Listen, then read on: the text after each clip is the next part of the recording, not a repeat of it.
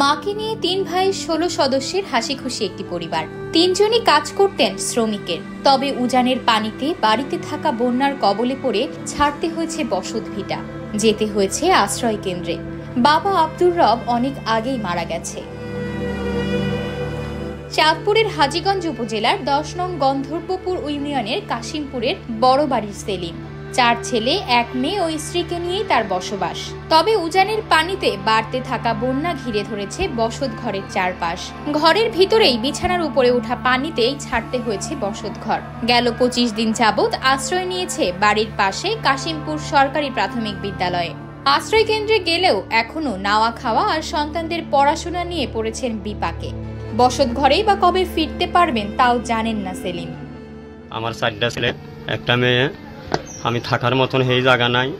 আমাদের ৩ ভাইয়ের ৪% জায়গার মধ্যে আমরা থাকতে আছি, কোনো রকম চলতে আছি। এখন কোনো কামও নাই, আশ্রয়কেন্দ্রে আসতে আছি। আমাদের টিউনো সারে চাল দিয়ে গেছি, এখন চলতে আছি, খাইতে আছি কোনো রকম। আল্লাহ এখনও আমাদেরকে বাঁচাই রাখছে। আমার ছেলে মেয়েরও আমি পড়ালেখা করে পারি না, আমি খুব কষ্টে আছি। বন্যা কবলিত আমাদেরকে মনে করেন এই ঘর দুয়ার ভাঙি সব কিছু নিয়ে গেছে। সেলিমের সাথে বসত ভিটা রেখে আশ্রয় কেন্দ্রে উঠেছেন ছোট ২ ভাই লিটন ও মোহাম্মদ হোসেন।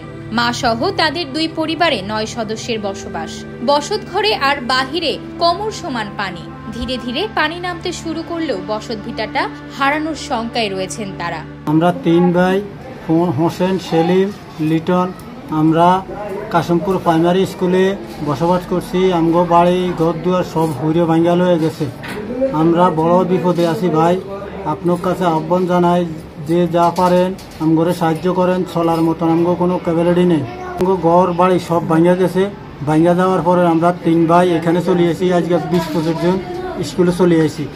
একই পরিস্থিতি ওই গ্রামের পাটোয়ারি বাড়ির দিনমজুর টিটু হোসেনের। স্ত্রী, ৩ ছেলে ও ১ মেয়েকে নিয়ে তিনি উঠেছেন আশ্রয় কেন্দ্রে। বসত ঘরের ভিতরে বাইরে অথই পানি, সাথে বসত ভিটায় দেখা দিয়েছে ফাটল। এখন নাওয়া খাওয়া তো দূরের কথা, অসুস্থ স্বামী টিটু হোসেনকে নিয়ে বিপাকে পড়েছেন স্ত্রী নাজমা। বন্যার পানিতে আমার ঘরে ক্ষতি হয়েছে, রসিগর ক্ষতি হয়েছে, গরুগর ক্ষতি হয়েছে। আমি ঘরে থাকতে পারি না, তার জন্য আমি স্কুল বাড়িতে আশ্রয় নিয়েছি। আশ্রয় নিয়ে এখানে থাকি বাচ্চারা নিয়ে। আমার হাজব্যান্ড কৃষিকাজ করে, ছেলেরাও কৃষিকাজ করে।